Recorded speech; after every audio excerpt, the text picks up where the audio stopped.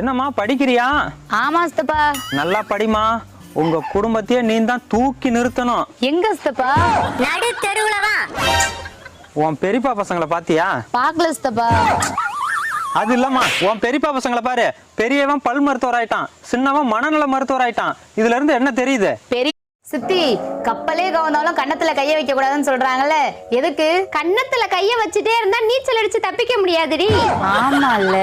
சரி வாஸ்தி, நம்ம கப்பல்ல ஏறி பார்ப்போம். கப்பல்ல ஏறி பார்க்க முடியாதுடி, ஏரியில தான் கப்பலை பார்க்க முடியும். உங்களெல்லாம் கடல்ல ஊற போட்டு கால புடிச்சு 2 உலுக்கு உலுக்குனா மொத்த எலும்பும் கொட்டி போயிடுடி.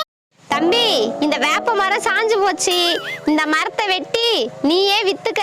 சரிக்கா. பணத்தை மட்டும் என்கிட்ட கொடுத்துரு. சொந்தக்காரன் சுண்ணாம்பு மாதிரி அளவா இருக்கணும். அளவுக்கு மீறினா வாயும் வெந்துரும், வாழ்க்கையும் நொந்துரும்.